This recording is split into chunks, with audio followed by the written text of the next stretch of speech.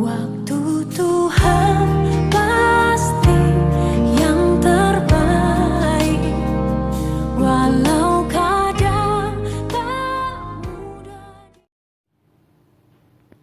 Dalam nama Bapa dan Putra dan Roh Kudus. Amin. Haleluya. Shalom Alhim.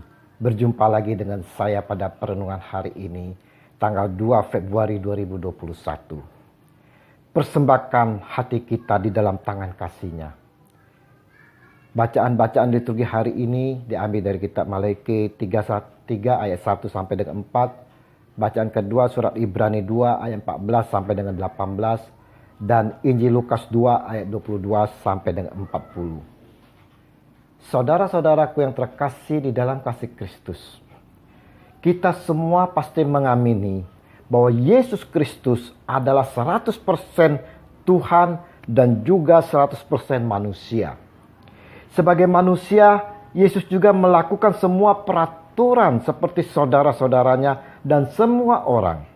Seperti peraturan hukum Taurat salah satunya.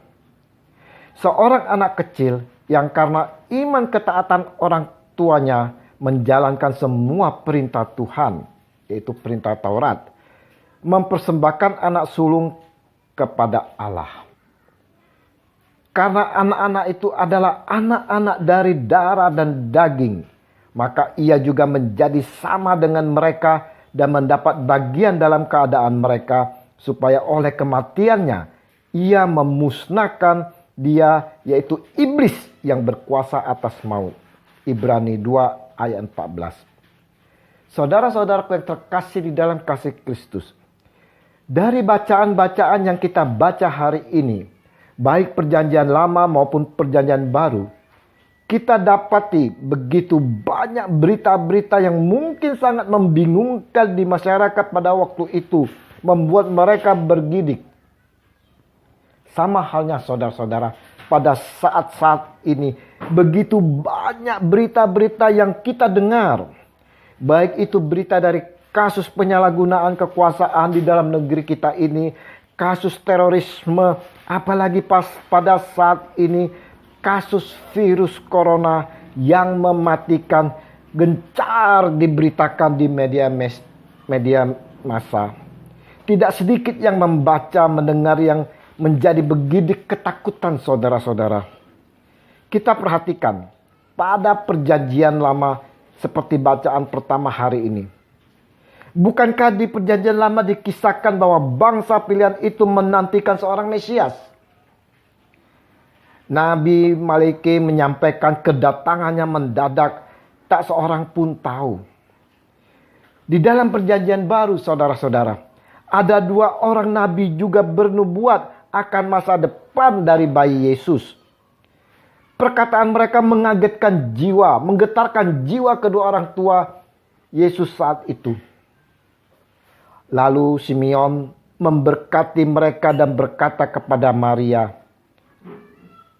yaitu ibu anak itu, sesungguhnya anak ini ditentukan untuk menjatuhkan atau membangkitkan banyak orang di Israel dan untuk menjadi suatu tanda yang menimbulkan perbantahan. Lukas 2 ayat 34. Nabi lain saudara, yaitu Hana. Dan pada ketika itu juga datanglah ia ke situ dan mengucap syukur kepada Allah dan berbicara tentang anak itu kepada semua orang yang menantikan kelepasan untuk Yerusalem. Lukas 2 ayat 38. Dari nubuat-nubuat yang disampaikan ini saudara, apa artinya bagi diri kita? Dari nubuat yang disampaikan saudara-saudara, kita seharusnya bersikap. Yang pertama, meyakini sepenuhnya bahwa Allah Bapa sungguh telah mempersiapkan keselamatan melalui putranya Yesus Kristus bagi kita semua. Dan yang kedua saudara-saudara, kita senantiasa menguatkan iman kepada Yesus Kristus Sang Penebus dan Penyelamat manusia dengan menyerahkan seluruh hidup kita kepadanya. Yang ketiga saudara, dapat mempraktekkan hidup sederhana menuruti setiap firman yang telah kita terima. Kita juga mau mempraktekkan ajaran gereja yang kita terima, seperti yang sebentar lagi akan kita masuki masa menjelang masa puasa dan pertobatan. Melalui perenungan hari ini saudara-saudara, dan berketepatan dengan perayaan pesta di mana Yesus dipersembahkan di bait Allah, mari kita mau dengan sungguh-sungguh mengimani akan Dia Yesus Sang Penebus kita. Bukan hanya sekedar seremonial saudara, tetapi dengan sungguh-sungguh kita menerimanya di dalam diri kita, di dalam kehidupan pribadi kita. Kita juga saudara-saudara mau seperti Yesus yang telah mempersembahkan hatinya, hidupnya di bait Allah. Kita pun mau mempersembahkan hati kita, keseluruhan hidup kita ke dalam tangan kuasa Tuhan saudara. Mari saudara, saat ini kita mau selalu berhadapan muka dengan Tuhan Yesus. Kita mau selalu dekat kepada Tuhan Yesus. Dialah Sang Penyelamat kita. Yesus Tuhan, aku mau mempersembahkan hatiku dan seluruh kehidupanku, juga keluargaku di dalam tangan kasih-Mu. Biarlah seluruh kehidupanku ini selalu di dalam penyertaan-Mu, kini dan sepanjang segala abad. Amin. Dalam nama Bapa dan Putra dan Roh Kudus. Amin. Shalom.